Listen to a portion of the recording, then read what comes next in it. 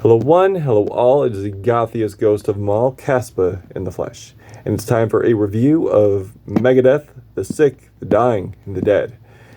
Megadeth is a California thrash metal band. They are up there with the four, be it Metallica, Anthrax, Slayer, and Megadeth. And over Megadeth's career, they have put out 3 fantastic albums, be it Rust in Peace, Peace Sells But Who's Buying, and Countdown to Extinction. Now, what they normally go for is pretty much just in commentary and stories of just anarchy, be it world anarchy, such as war, such as politics, corruption in politics, such as addiction. It's all there. It's all in the books. Now, on this one right here, we kind of remember what made those albums great. And it's pretty much the band. The band has pretty much made the albums what it is. The guitar playing, the drums, the bass. And Dave has definitely proven himself to be one of the GOATs in the instrumentation category, but vocally it's kind of hit or miss for me. And what makes it up is the songwriting and the instrumentation, the performance of the instrumentation. However, on a majority of these tracks, the songwriting and the concepts kind of take a back seat. But don't worry, there are highlights on here. Don't panic. There are highlights on here. Just not as much as I'd like it to be. And the fact that this thing is like over an hour in 2 minutes, 14 tracks, I would have hoped that there was more highlights here, more pros than there is cons. But there's a lot of duds here. But if you enjoy the instrumentation process and let the songwriting slide, you let some of the vocal performances that don't really land well slide, then I guess you might enjoy this. But for me personally, there's just way too many misses here for me to say it's one of my favorites. But we will get into the highlights.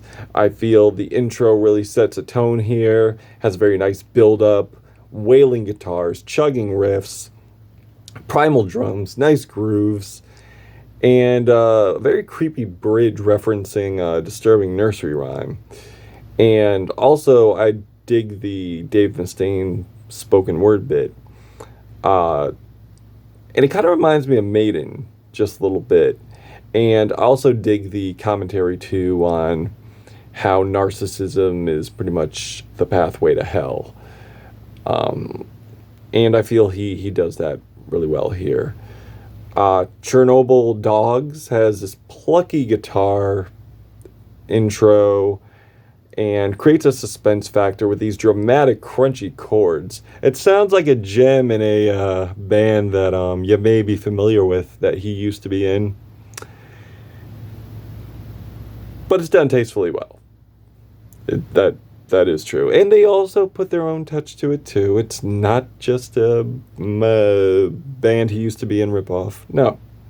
He actually puts the time in here. And it's really nice bass work at the end, too. For sure. And the apocalyptic commentary in the back end really adds a nice touch. And I also enjoy Celebutante, which sounds kind of like a Motorhead track.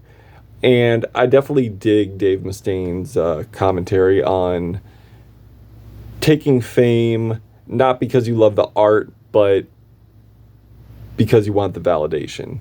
And I feel Dave adds a very tasteful critique on that, commentary on that, and it's great. Riffs are on point, drums are on point, the structure is there.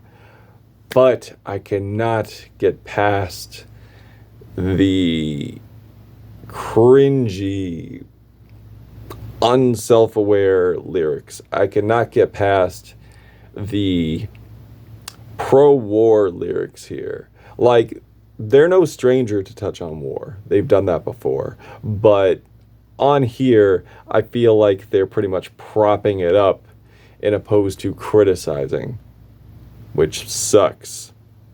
It's not enjoyable to me. And it's just done in such a cliche way.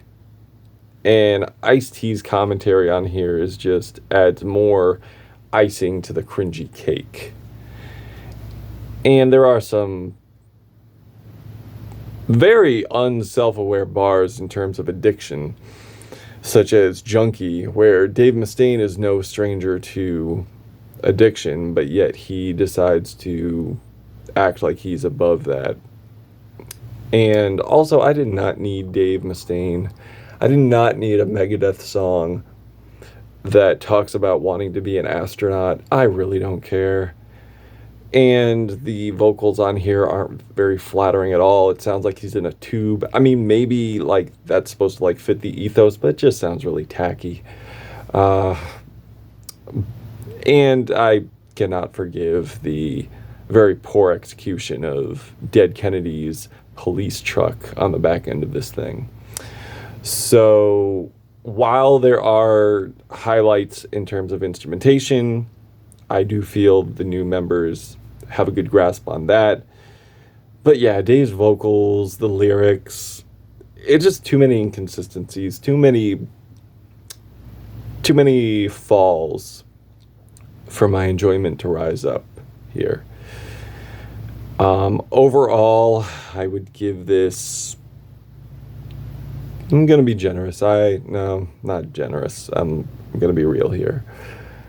I would give this 2 black hearts out of 5. That's my enjoyment level on this. But if you've checked this album out, what do you think of it? Does it make you want to rock? Or does it make you want to go away? Let me know. Megadeth, the sick, the dying, and the dead. And Caspa, the gothic ghost. Till we meet again.